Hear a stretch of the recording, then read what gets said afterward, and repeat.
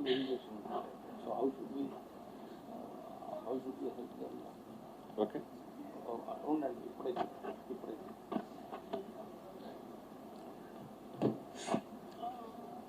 అందరికీ ఉగాది శుభాకాంక్షలు.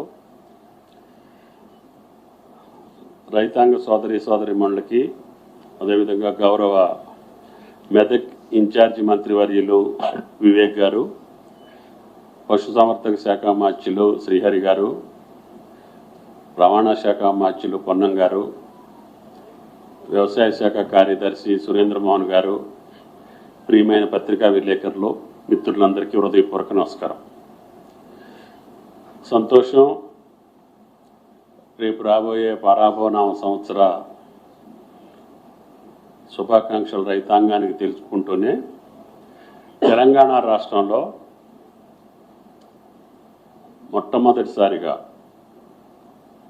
ఆయిల్ ఫామ్కి సంబంధించినటువంటి ఒక పెద్ద కర్మాగారం తెలంగాణ నడిగడ్డన సిద్దిపేట నియోజకవర్గంలో నెర్మెట్ట గ్రామంలో 300 కోట్లతోటి నిర్మాణం పూర్తి చేసుకొని 22వ తారీఖున రాష్ట్ర ముఖ్యమంత్రి రేవంత్ రెడ్డి గారి చేతుల మీదుగా ప్రారంభం జరగబోతుంది. అక్కడే ఇప్పటివరకు తెలంగాణలో రిఫైనరీ లేదు. కేవలం ముడి ఆయిల్ పామ్ని మనం పక్క రాష్ట్రాలకి పంపించి రిఫైన్ చేసుకొని మళ్ళీ విజయ బ్రాండ్ ద్వారా మనం అమ్మకాలు కొనసాగిస్తున్నాం. అందుకని హైదరాబాద్కి అత్యంత దగ్గరలో ఉండేటటువంటి సిద్దిపేట తెలంగాణ రాష్ట్రం మొత్తానికి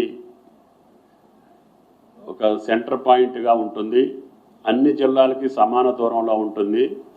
కాబట్టి ఇప్పుడు 30 జిల్లాల్లో కూడా మనం ఆయిల్ పామ్ని పెంచుకోవటానికి ఈ రోజున తెలంగాణ సిద్ధపడింది. కాబట్టి అన్ని జిల్లాల్లో ఫ్యాక్టరీలు ప్రారంభమయ్యే లోపులోనే వచ్చిన పంటని ఇప్పటివరకు అశ్వారావుపేట ఫ్యాక్టరీకి తీసుకెళ్లాల్సి వస్తుంది. ట్రాన్స్పోర్టు అదేవిధంగా దూరాభారం అవుతుందని యుద్ధ ప్రాతిపదిక మీద రేవంత్ రెడ్డి గారి ప్రభుత్వం వచ్చిన తర్వాతనే మొట్టమొదటి రోజునే శాంక్షన్ చేసి కేవలం 16 నెలల కాలంలోనే పూర్తి చేసి ఈ రోజున ముఖ్యమంత్రి గారి చేతుల మీదుగా ప్రారంభం జరుగుతుంది.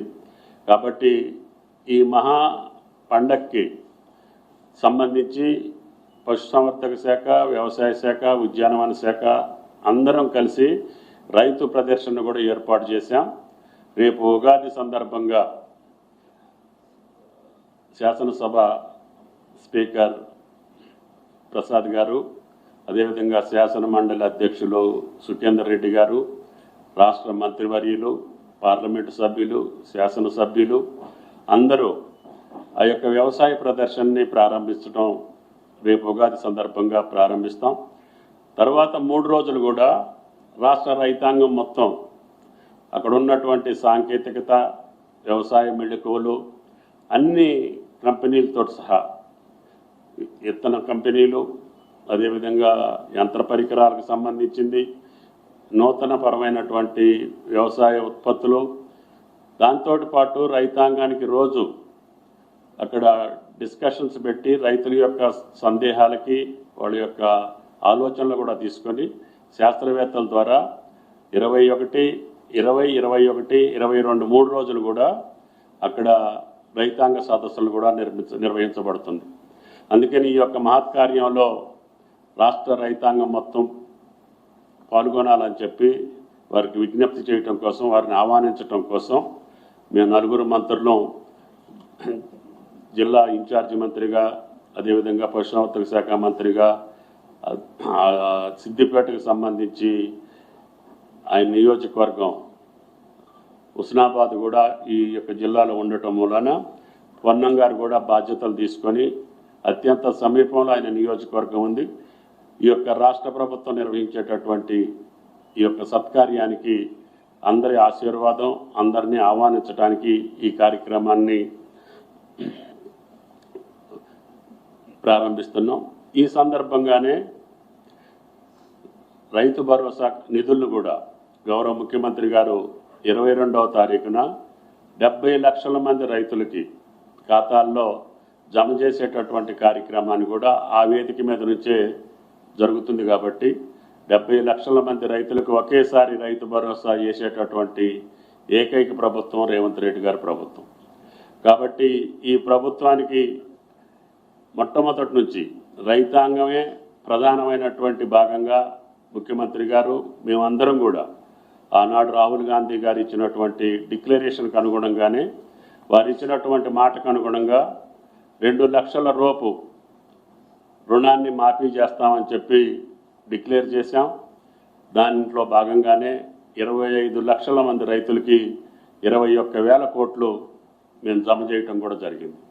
అదేవిధంగా రైతు భరోసా రాష్ట్ర ప్రభుత్వానికి ఆర్థికపరమైనటువంటి సమస్యలున్నా రైతాంగ సమస్యలు ఏమాత్రం కూడా పక్కన పెట్టొద్దు అనేటటువంటి ముఖ్యమంత్రి గారి ఆలోచనతోటి క్యాబినెట్ ఈ యొక్క యాసంగికి సంబంధించినటువంటి రైతు భరోసాను కూడా మొన్న పోయినసారి ఖరీఫ్లో 9 రోజుల్లోనే 9,000 కోట్లు వాళ్ళ ఖాతాలో జమ చేశాం.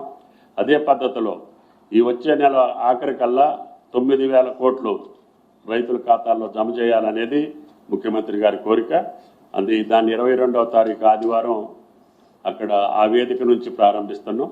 కాబట్టి రైతాంగ సోదరులందరూ ఈ యొక్క రైతు ప్రదర్శనని రైతోత్సవాల్లో పాల్గొని విజయవంతం చేయాలని చెప్పి ప్రార్థన.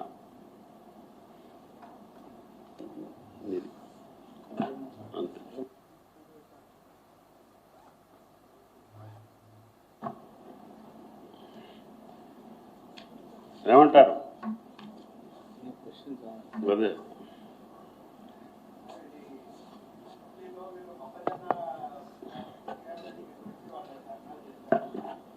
కేంద్ర ధర్నాలు చేయటం తేలికే, ధర్నా చేసిన వాళ్ళే కొనాలి కదా. మేము ప్రొక్యూర్ చేస్తాం కానీ కేంద్ర ప్రభుత్వం కొనుగోలు చేయట్లేదు. అయినా సరే కేంద్ర ప్రభుత్వం సహకరించకపోయినా తెలంగాణ ప్రభుత్వం మొక్కజొన్నల కొనుగోలు ఈ రోజు నుంచే ప్రారంభించబడ్డాయి. Okay, thank you.